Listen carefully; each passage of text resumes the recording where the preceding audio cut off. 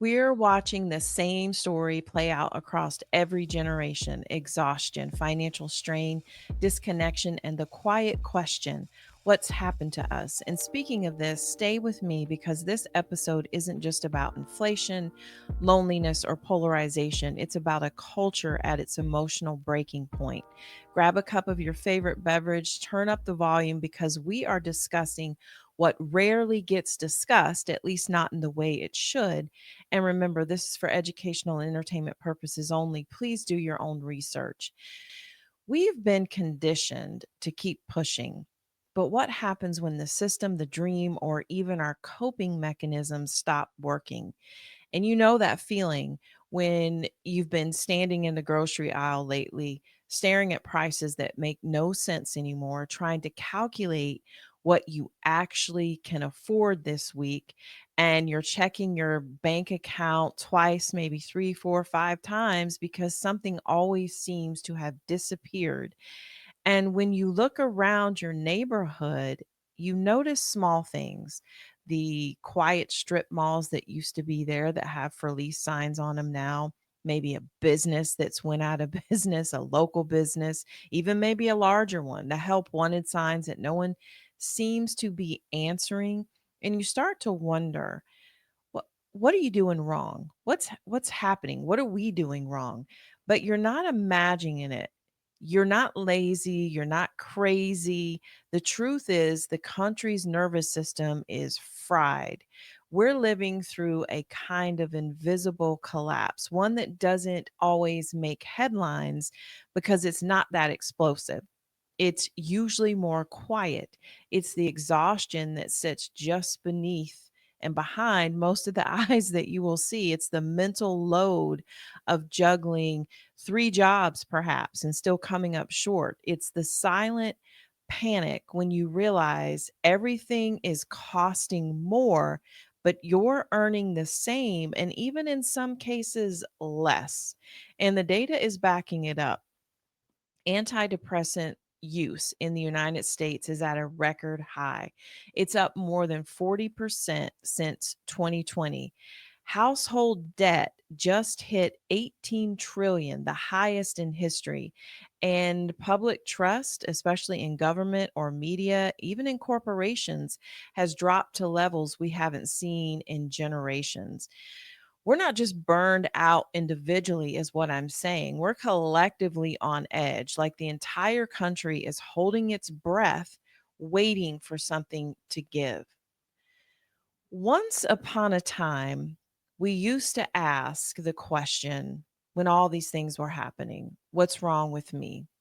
Now we're asking, what's wrong with everything? Because you got a lot more things happening. And deep down, we all feel that something is breaking. We certainly know something is changing. And maybe it's not just the economy, maybe it's us. It's strange though because we've never been more connected. And yet at the same time we've never felt more alone.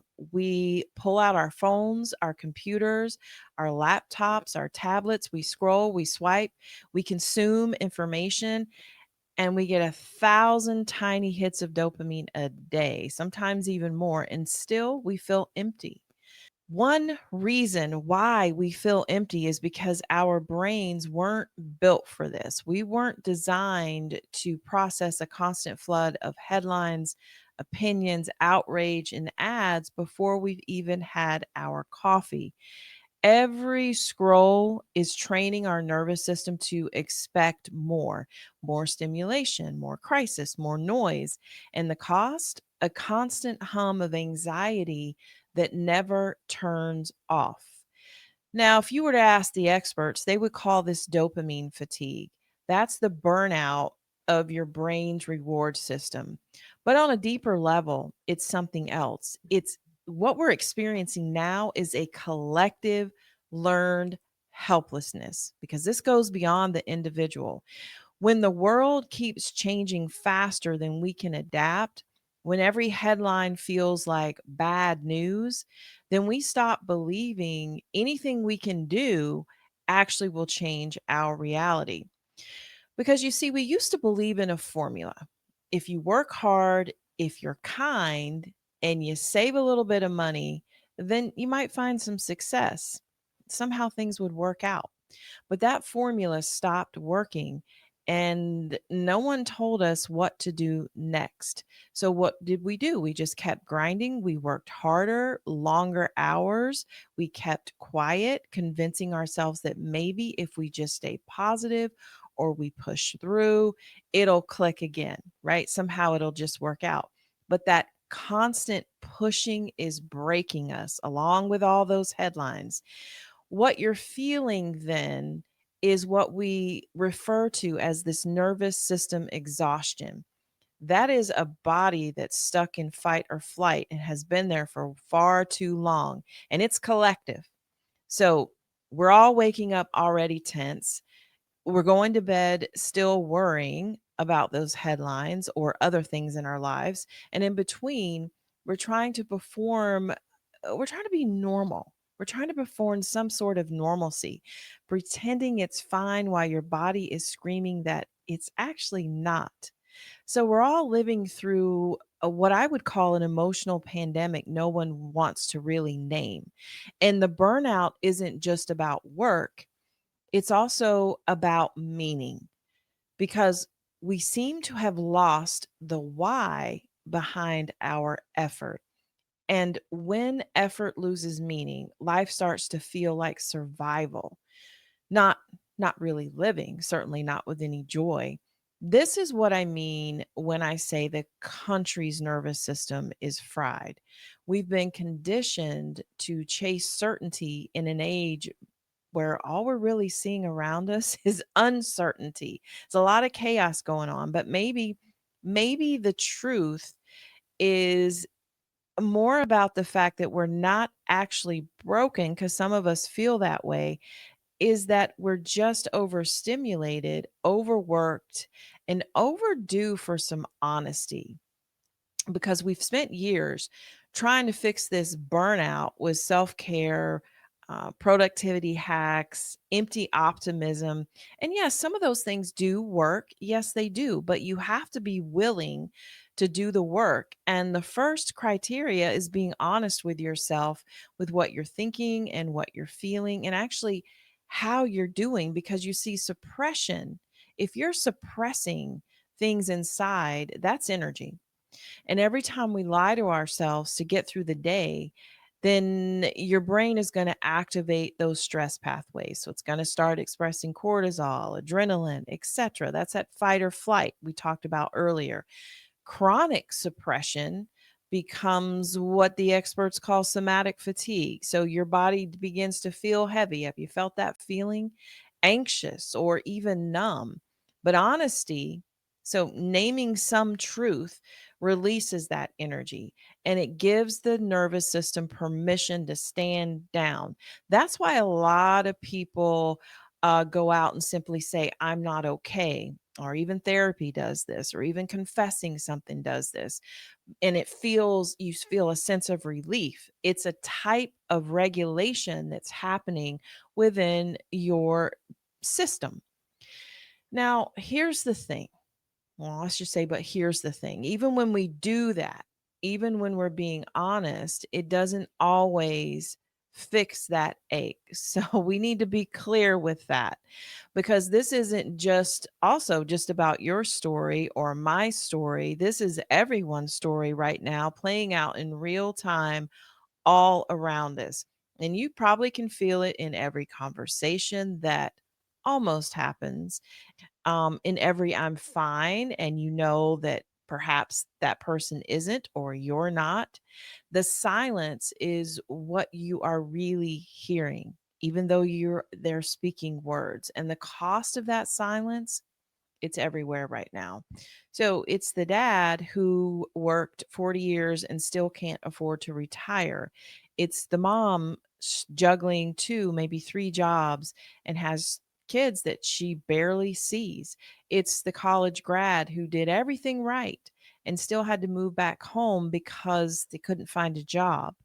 It's the Gen Z kid who's already decided the dream isn't worth chasing, and it's the 65-year-old who was ready to retire, has done everything right, but can't because the age has been pushed back. Cost of living has skyrocketed, and they're drowning in healthcare premiums.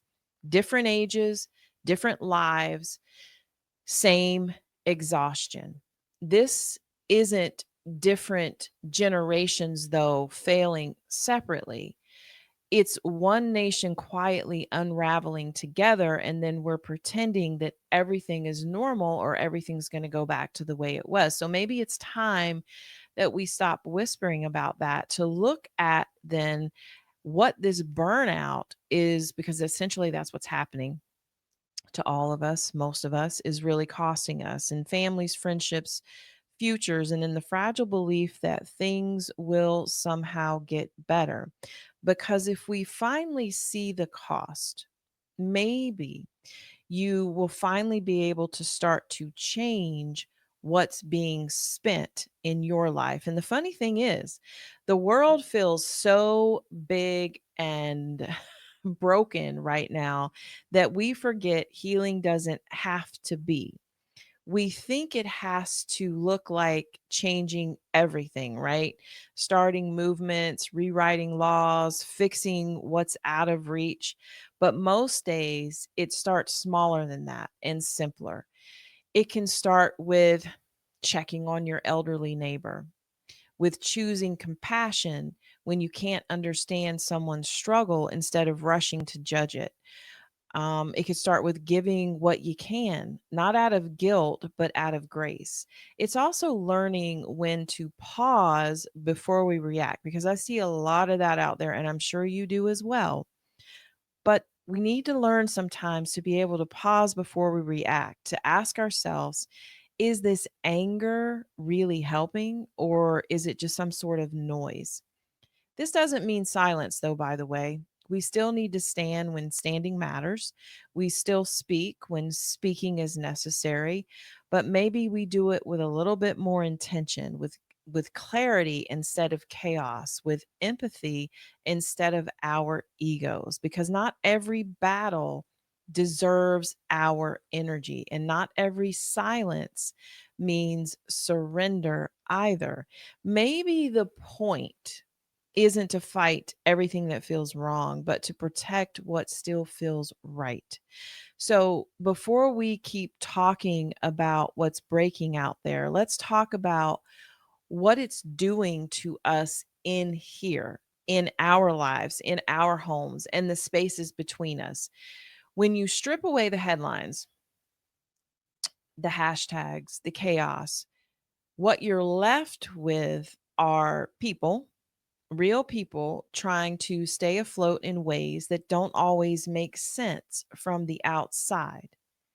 Like the older man, maybe that lives down the street from you, who still mows their lawn, not because he wants to, but because he can't afford to hire anyone. And he doesn't want anyone to know that.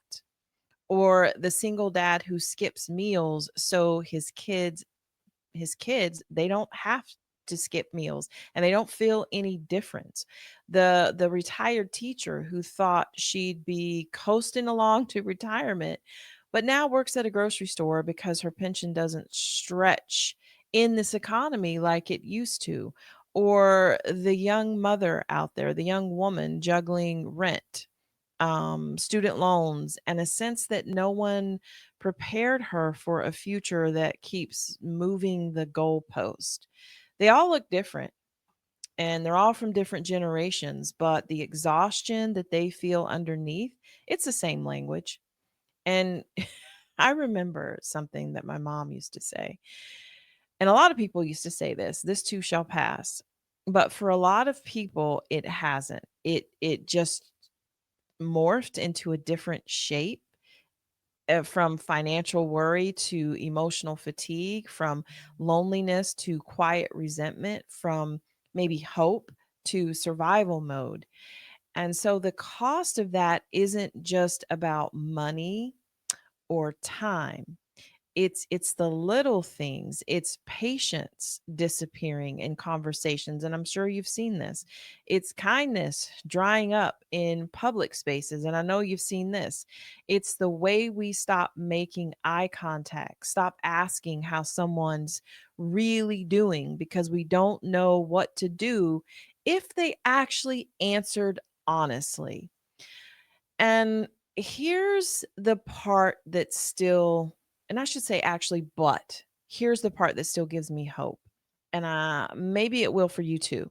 Because even in all of that fatigue, what you do see is people are still trying. You do see that. You still see neighbors showing up for one another when it counts. You see someone paying for a stranger's groceries, or someone checking a child, checking on their grandmother every night. You see that in families. So you see that happening, or two people on opposite sides of a belief system, really, at this point, still finding a way to talk instead of tearing each other down. That's what I mean when I say we don't have to fix the world to keep it from breaking a little more. Sometimes it's enough just to notice what is still compassion, what is still compassion inside of each of us, and to kindness, and to protect it. So, yeah, stand when it matters, speak when it's needed, but when it's not, maybe just choose to care. Because underneath all of the stuff that's happening out there, the noise, the fear, the anger, and there's lots of it, confusion, there is worry, all of that. We're still the same people who want to feel safe, seen, and connected. And maybe that's the part of us worth fighting for. I'm not telling you not to care about, because there's a lot of stuff going on, especially with people not receiving their SNAP benefits. Some people have received some. There's a lot going on that out there. But sometimes I think we keep waiting for things to go back to normal. But maybe there really isn't a back to normal. Maybe there's just forward, slower, quieter, more intentional.